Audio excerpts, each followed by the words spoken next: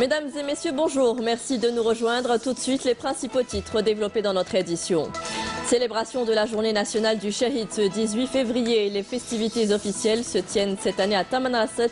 Le président de la République a appelé à méditer le sens des énormes sacrifices consentis par les enfants de notre patrie pour l'indépendance, la liberté et la dignité. Dans un message lu en son nom par le ministre des Moudjahidines.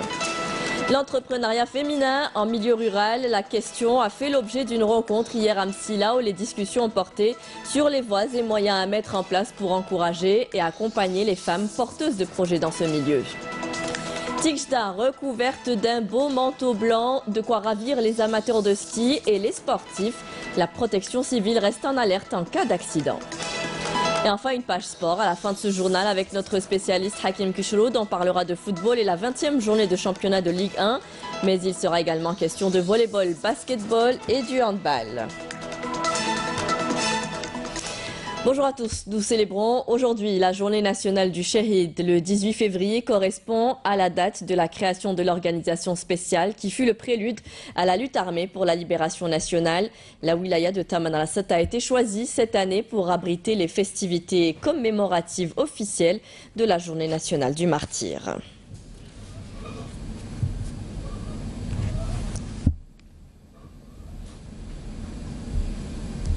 Et la cérémonie a été marquée par la lecture d'un message dans lequel le chef de l'État a appelé à méditer le sens des énormes sacrifices consentis par les enfants de notre patrie pour l'indépendance, la liberté et la dignité.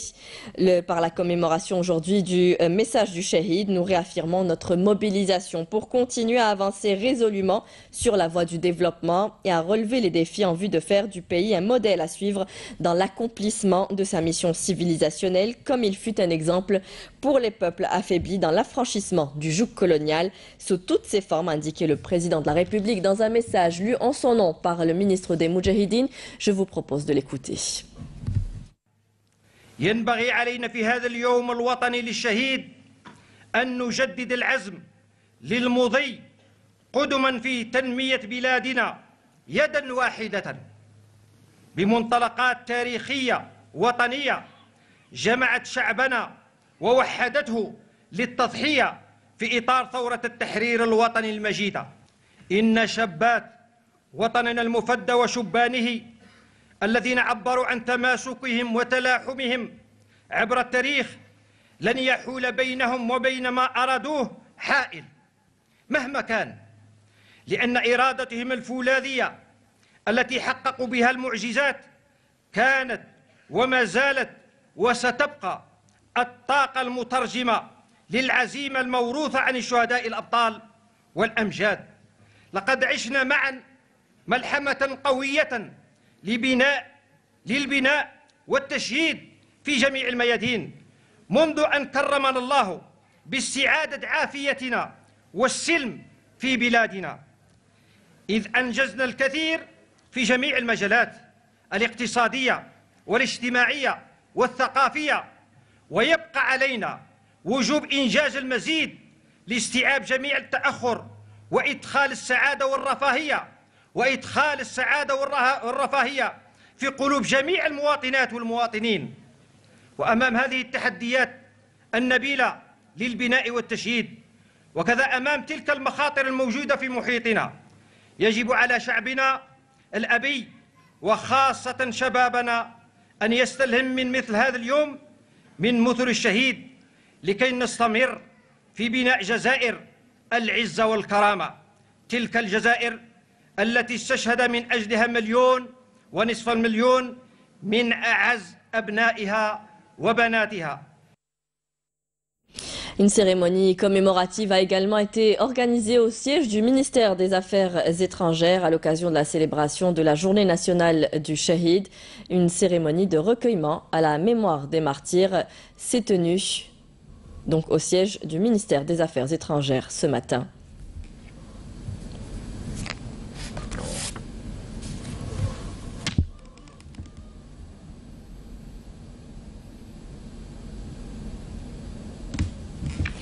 Le ministre des Moudjahidines a effectué hier une visite de travail dans la wilaya de Tamanrasset. Taïb Zitouni a mis en exergue le message du Shahid dans la consécration de l'unité nationale pour prémunir le pays des dangers qui le guettent. Karim Haïfa.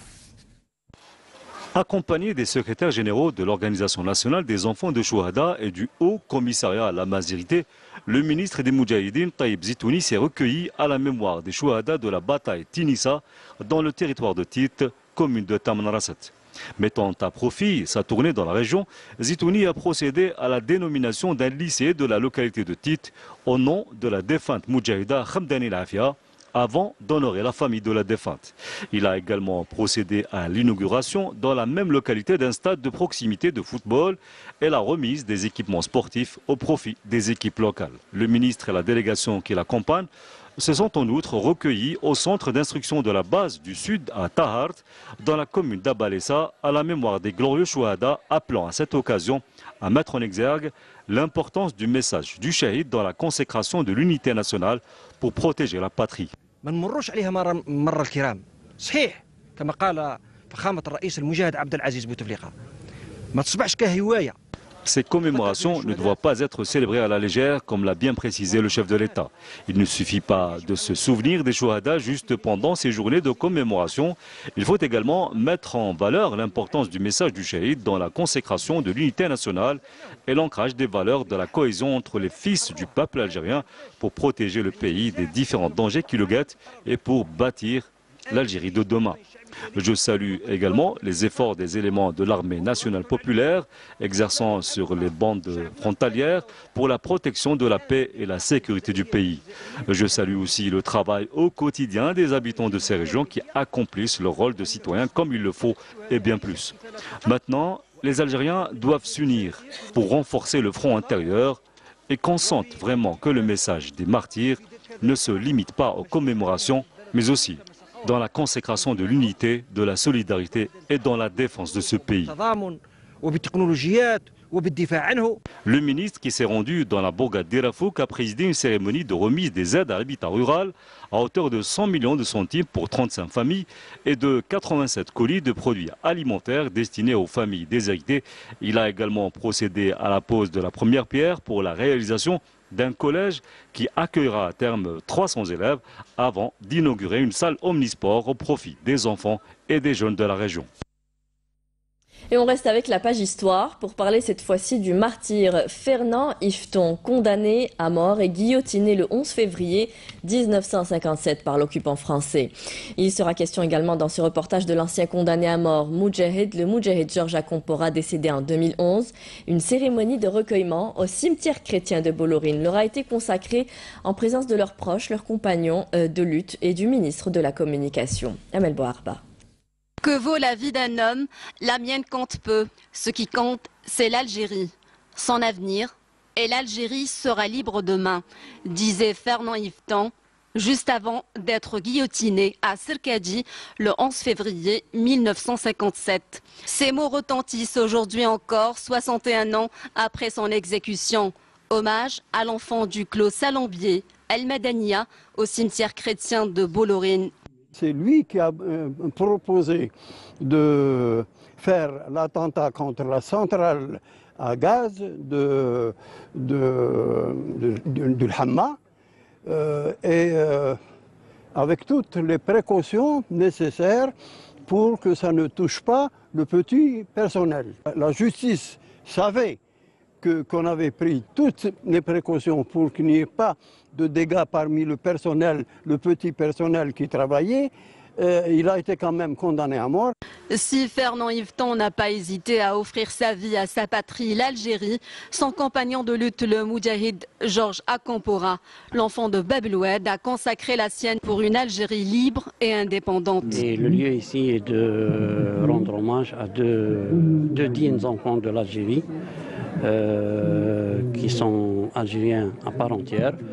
Fernand Yveton, un des martyrs de la Révolution, et Georges Akompora, Moudjahid, et un des bâtisseurs de la protection civile après l'indépendance. Donc c'est un devoir de mémoire. Il était un grand Moudjahid, il a été condamné à mort et il est resté condamné à mort à peu près 8 mois.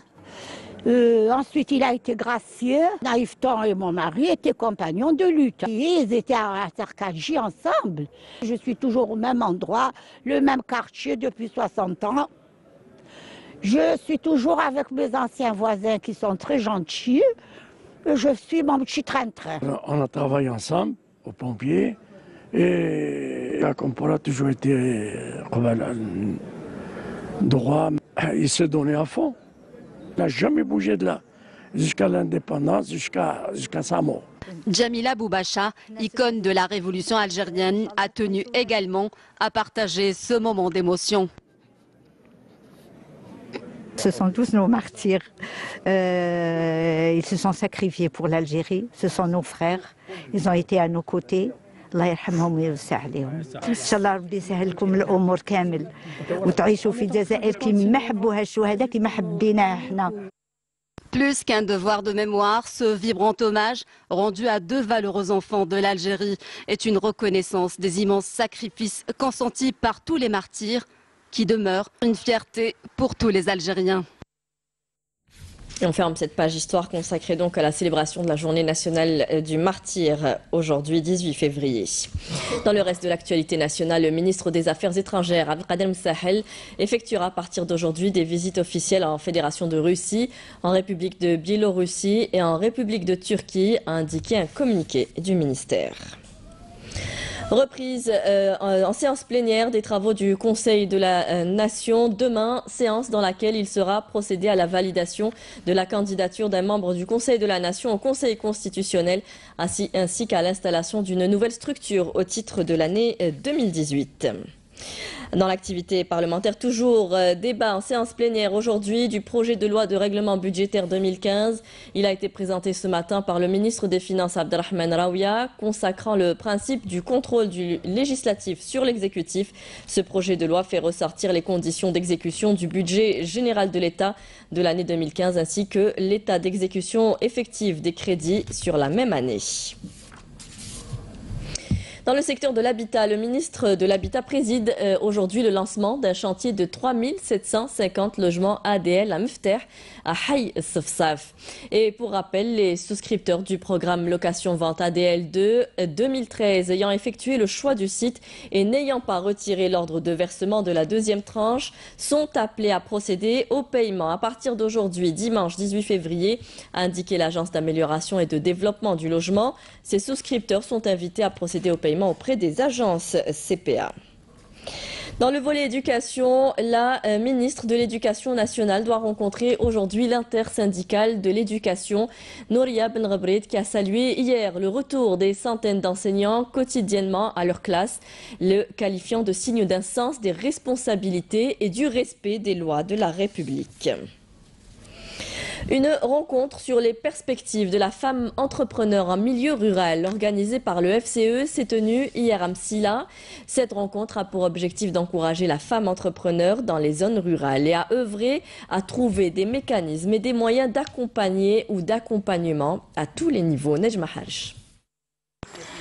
Une première rencontre nationale pour encourager l'entrepreneuriat féminin en milieu rural.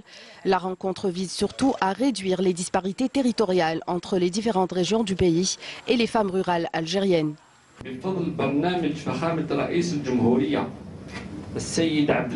Grâce au programme de son Excellence, le président de la République, Abdelaziz Bouteflika, la cause féminine a enregistré des avancées majeures en Algérie, car son programme a permis d'améliorer les conditions de vie de tous les Algériens et les Algériennes, mettant en œuvre des politiques de formation, d'emploi et de protection sociale en direction de la femme.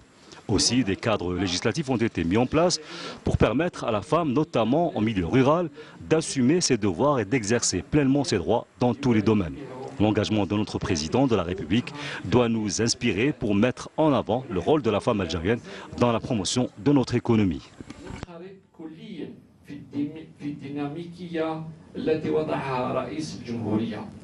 Notre rôle, c'est d'identifier tout ce qui se fait à travers les wilayas. Nous avons choisi pour une première, c'est Boussaada. C'est un échantillon de choses qui sont produites ici, qui sont travaillées par les femmes et que nous avons le devoir, en tant que FCE, en tant que commission des femmes chefs d'entreprise que je préside, de les identifier et de les sortir de l'inconnu. En marge de cette rencontre, une exposition de produits artisanaux a été organisée, des objets représentant différentes régions du pays. J'ai revisité à ma manière le symbole berbère, la signification du symbole. J'ai l'abstraction lyrique qui est à l'arrière-plan et au premier plan, vous avez le symbole. Le tapinet Hichem, elle est connue mondialement. Elle a un décret présidentiel. Elle a ce symbole, elle a sa signification, elle a sa densité. الموس البوسعادي بالنسبة لمنطقة بوسعادة هو موروث ثقافي. عندنا هكذا هذه الخياطة هذه تقوم بها المرأة باسكو حنا ما عندناش الوقت باه تخدم ثاني السلك هذا تخدم الزخرفة تاع اللوح هذه. Sur place, le président du FCE s'est enquis des préoccupations des artisans. Ali Haddad a promis d'apporter les solutions idoines pour sauvegarder des métiers aujourd'hui en voie de disparition. Il y a des métiers en voie de disparition et grâce à ces femmes qui sont organisées chez elles, on arrive à maintenir cette activité. Inch'Allah, dans les jours à venir, nous allons les prendre en charge.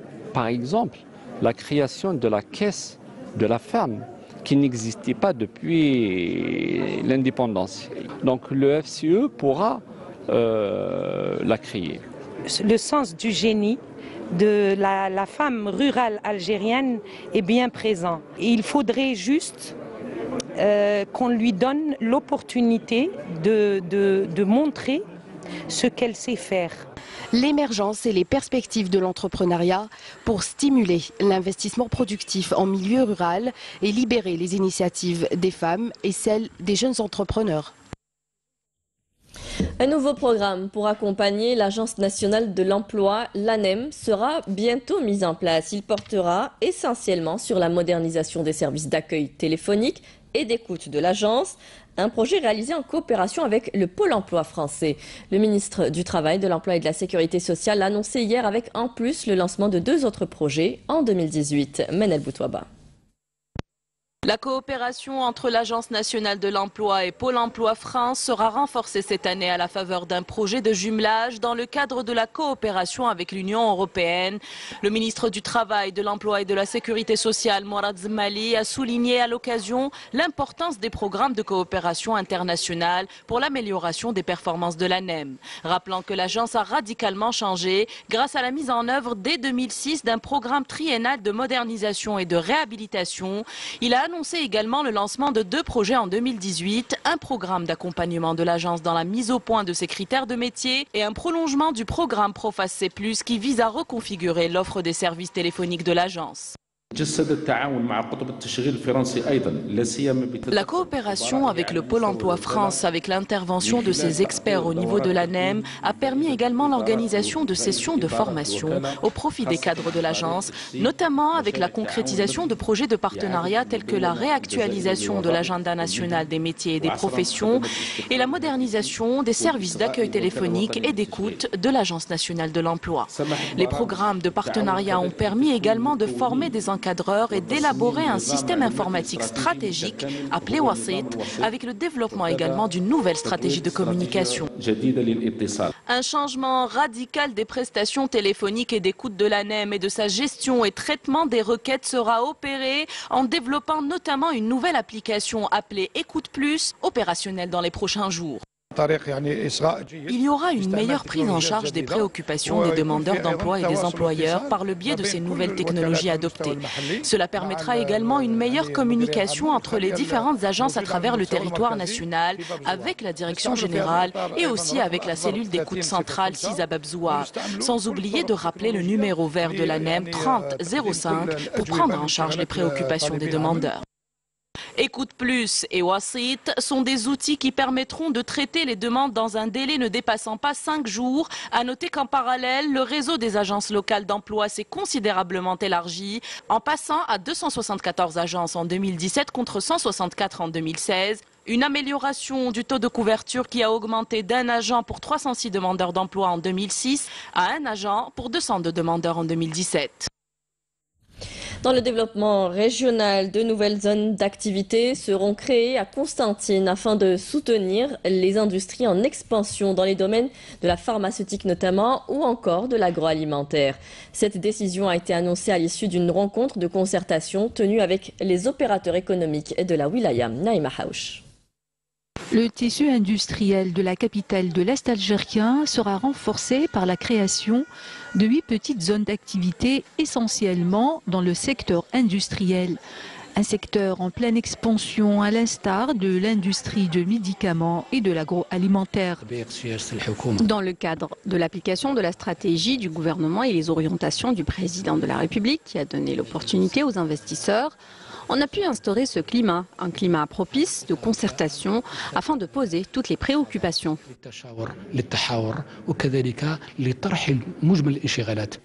En plus des nouvelles zones d'activité, les investisseurs ont dans leur intervention mis l'accent sur l'indisponibilité du foncier industriel.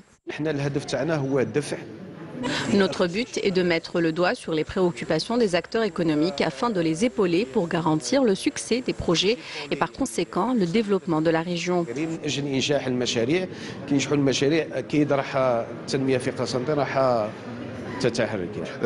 On sait maintenant que l'Algérie s'oriente vers l'économie productive, une économie créatrice de richesses, donc toute cette dynamique est bénéfique pour nous.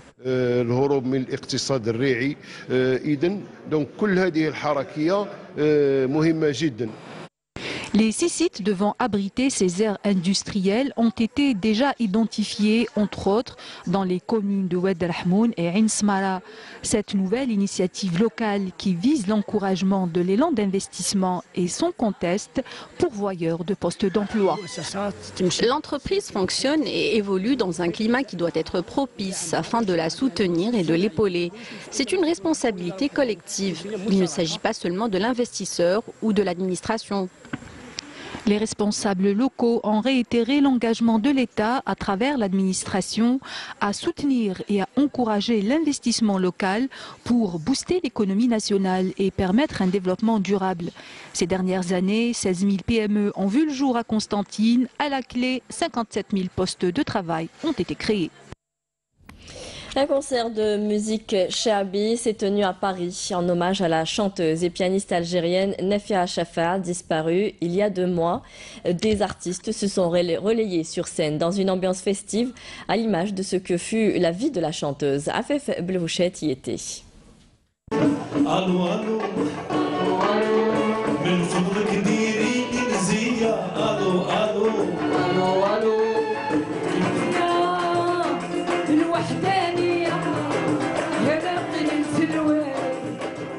allô, L'Wahdaniya, Zine Qbailiyin, des titres merveilleusement interprétés par une brochette des plus belles voix que compte la nouvelle vague du Chaabi. Une soirée festive pour autant pleine d'émotions, puisqu'elle se veut être un hommage à Nafia Chafa, prématurément disparue il y a plus de 2 mois.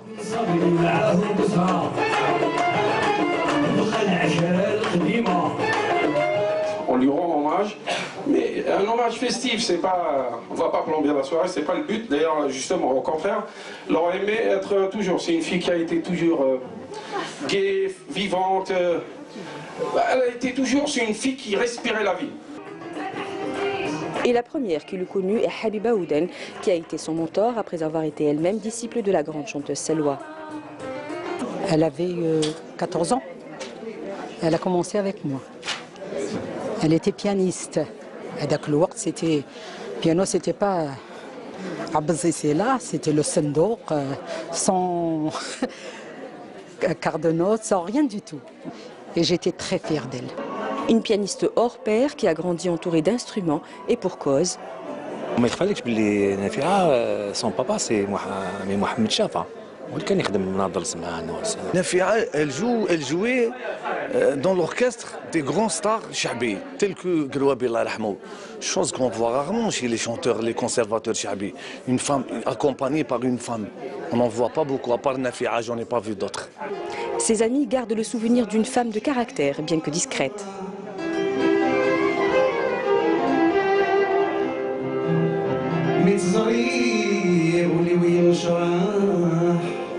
J'adorais beaucoup son caractère. Elle n'a jamais été hypocrite. Si elle a envie de dire quelque chose, elle le dit en face. C'est ça que j'adore en elle. Ça me faisait beaucoup rire, quoi. Franchement, c'était l'utile à l'agréable. On a passé des soirées. J'ai vu Nafia chanter. Chanteuse, elle chantait l'algérois. تفكرني في لا كازبا d'Alger.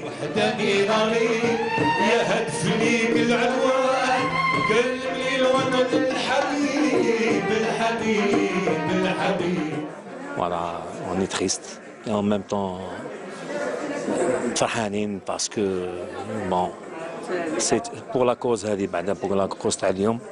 Plus qu'un hommage, cette soirée se veut être un témoignage de solidarité entre les membres de la famille artistique, puisque les recettes de la soirée seront versées à la famille de Shafa.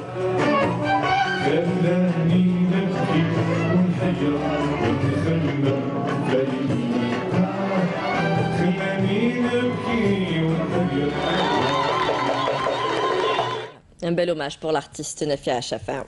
Les monts du parc national du Durdura sont recouverts d'un beau manteau blanc. Le Centre national des sports et des loisirs de Tikjda affiche complet tous les week-ends. Une des rares stations qui permet aux amateurs et aux professionnels de s'adonner à leur sport favori, le ski. Un sport où les chutes peuvent être dangereuses. La protection civile, située à proximité, est toujours prête à intervenir en cas d'accident. Hassiba Abdallah. Profiter au maximum de la neige, c'est ce que viennent chercher les visiteurs de Tikjda en hiver. C'est aussi le cas des sportifs, souvent des skieurs ou des alpinistes. Mais comme le disent les secouristes, cette zone est dangereuse, il y a beaucoup de sportifs blessés. En effet, qui dit sport dit éventuel accident. Mais heureusement, la protection civile n'est jamais loin. Nous avons une unité spéciale au niveau de notre poste avancé de Tikjda, l'unité d'intervention dans les zones difficiles. Nous intervenons chaque semaine au sommet de la montagne. Cette fois, les éléments de la protection civile se sont mobilisés pour secourir un jeune skieur qui n'a pas pu éviter un petit passage rocheux. Une erreur qui a mis fin à sa journée d'entraînement. J'étais en train de skier lorsque je suis tombé. La protection civile est arrivée et apparemment j'ai la jambe cassée. J'étais avec mon ami quand il s'est blessé. On a appelé tout de suite la protection civile qui s'est dépêchée rapidement sur les lieux. De nombreux visiteurs prennent la peine de se déplacer jusqu'à Tikjda pour passer d'agréables moments en famille ou entre amis. Pourquoi pas, tant que la protection civile est présente pour veiller à leur sécurité. Il vaut mieux être prudent. Une page sport maintenant avec notre spécialiste Hakim Chrout. Hakim, bonjour. Bonjour Fariel, bonjour à toutes et à tous. Alors, du football pour commencer. 20e journée du championnat de Ligue 1 marquée par la défaite du leader, le CS Constantine, et le Mouloudia d'Oran qui s'empare seul du fauteuil du Dauphin. Et vous l'avez dit, le CSC, malgré sa défaite, reste en tête du classement général de cette Ligue 1 et la bonne opération durant les 2 derniers matchs disputés hier samedi. Le MC Oran qui s'est largement imposé face à l'USM Belabès sur le score de 5-2. Un match qui aurait pu sortir de son contexte, qui aurait pu s'arrêter en raison de l'envahissement du terrain à la mi-temps par les supporters de l'USM Belabès qui n'étaient pas contents de ce résultat. En tout cas, le MC Oran qui s'empare donc seul de la 2e place grâce à cette victoire et des réalisations et des buts marqués par Bantiba 7e, Mansouri 21e et 36e et Bellel 69e ainsi que Frifer 86e pour le MCO. Belabès avait réduit la marque à la 26e minute de jeu par Zouari sur penalty et Bougataya la 84e minute de jeu et l'USM Belabès qui reste 9e au classement après cette défaite et cette lourde victoire. C'est l'un des plus gros scores de cette 20e journée du championnat professionnel Mobilis Ligue 1 qui permet donc, je le disais, au MC Oran de s'emparer seul de la 2e place du classement qui était où le Mouloudien s'était emparé de cette place durant son match avancé. Autre gros match, c'était celui du Parado Athletic Club qui s'est imposé sur le score de 3-0 face à l'ancien dauphin, la GS Saoura. Les buts de Neidji 47e, Mellel 84e et 87e permettent au Parado Athletic Club, grâce à cette victoire, de grimper et de se rapprocher du podium en s'imposant et de monter à la 5e place du classement général avec 31 points. Les résultats complets à l'issue de cette 20e journée. En ouverture, l'US Biskra s'était imposé face à Médéa 2-0. L'entente de Sétif avait battu le Chabab Riadi de Belouizdad de 2-1. Le Nasr Hussein qui s'impose devant Blida 4-1. Le défi Tajnant qui s'impose devant la GS Kabylie 1-0. L'USMA d'Alger et l'USM Al-Harraj se sont quittés sur un score nul de 0 partout. Le Mouloudia d'Alger qui bat le CS Constantine 3-0. Balabès qui perd face au MCO 5-2. Et le Paradou qui bat la GS Saoura 3-0 au classement. Le CS Constantine en tête avec 39 points à 4 longueurs. Derrière, c'est le MC Oran, 35 points. 3e, Mouloudia d'Alger, 33 points au bas du classement. 14e, la GS Kabylie, 19 points. 15e, l'USM Al-Harraj, 18 points. Et enfin, bon dernier, l'USM Blida, 16e avec seulement 2 points. Et il n'y a pas que du football, puisqu'on va parler aussi de volleyball. Championnat arabe qui se déroule à Tunis. Le groupement sportif des pétroliers perd son premier match et le NRB Borj Bouarerij s'impose. Et oui, et dommage, on n'a pas encore les images de ce championnat arabe de volleyball qui se dispute donc à Tunis avec les volleyeurs du NRB Borj Bouarerij qui se sont imposés au tie-break devant leur homologue du CEP d'Oman sur le score de 18-25, 25-17, 22-25, 25-20 et 15-13 en match comptant pour la première journée du groupe D du championnat arabe des clubs disputé hier samedi à Tunis. Pour le compte donc de la deuxième journée du groupe D prévue ce dimanche, le NER Borj Bouarerij affrontera l'équipe des Peshmerga d'Irak. Ce sera à 14h. De son côté, vous l'avez dit, le groupement sportif des pétroliers s'est incliné devant Al Rayyan du Qatar sur le score de 3-7 à 1, 19-25, 25-23, 19-25, 21-25. On rappelle que, outre les deux clubs algériens, 16 autres équipes prennent part à ces championnats arabes. Les deux premiers de chaque groupe se qualifieront pour les finales, les quarts de finale prévus donc vendredi 23. Les demi-finales se joueront le 24 février. Et enfin, la finale, elle, est fixée au dimanche 25 février prochain. Basketball avec les 16e de finale de la Coupe d'Algérie avec le PSL Olma qui sort l'USM Alger, Hakim. Et oui, donc il y a eu deux journées, vendredi et hier samedi. Vendredi déjà, l'équipe du Shabab de Darbeïda s'est imposée sur le score de 87 à 58 devant le S Milia. Victoire de l'USM Blida 63 à 55 devant Ruiba CB. 99 à 55 pour l'IRB Borj Bouarerij devant la SL Karma. Le NB Stawali également se qualifie au prochain tour sur le score de 86 à 64 devant Hamra Annaba. Et puis hier, vous l'avez dit, l'USMA d'Alger est sorti par le PSL Alma 82 à 80 après deux prolongations. Victoire également de Gué de Constantine sur le score de 53 à 46 devant Ouletchbel. L'US Sétif s'est imposé devant Le Bouaki 79 à 51. Et puis enfin, l'OM Rélizen a été battu par Betna sur le score de 83 à 27. On rappelle que le groupement sportif des pétroliers détenteurs du trophée, l'OS Borj Bouarerij, la GSBE Ain Erba, le Nasr Hussein Dey, le RC Constantine Draria et enfin le Wydad de Boufarik, eux sont directement qualifiés au 8e de finale. Allez, du handball à présent pour bien terminer avec la 6e journée du championnat division Excellence messieurs disputée vendredi. Allez, les deux grands résultats. Donc dans la poule A, le groupement sportif des pétroliers s'est imposé devant Charolmeid sur le score de 38 à 25 et garde sa place de leader avec 12 points. C'est le MB Tajnant qui reste bon dernier de cette poule A avec un seul point. Tajnant qui avait, son match a été reporté face à l'ES Arze. Et puis dans la poule B, c'est l'équipe de la GSE Skikda qui garde le cap en tête du classement après sa victoire sur le CRB Milan 27 à 21. Le CRB Borj Bouarerij quant à lui s'est imposé devant Wargla 26 à 20 au classement. Skikda toujours en tête avec 11 points. Le CRB Ngawis quant à lui est bon dernier avec seulement 2 points pour le compte de cette 6e journée donc de division Excellence messieurs. Et ce week-end a été également marqué par du hand féminin avec la 11e journée du championnat disputée donc vendredi et samedi. La FSK Rélizen chez les filles a battu donc Badjarrah 22-19. Victoire de Saïda 25 à 17 face à Arze. Le groupement sportif des pétroliers pour sa part se sont imposés 33 à 25 devant Akbo. Et puis enfin l'HBC Albiar qui s'impose 41 à 17 devant Azellegen. C'est Albiar qui est en tête du classement avec 22 points et c'est Mila qui est bon dernier de ce championnat féminin avec 0 points. Merci Hakim pour toutes ces informations. C'est la fin de ce journal. Merci à vous tous de nous avoir suivis. Tout de suite, vous retrouverez Amel Laribi pour les prévisions météo. Ce soir, rendez-vous avec Zohir Benzimeret pour le journal de 19h. Très bonne journée à tous. Au revoir et à demain.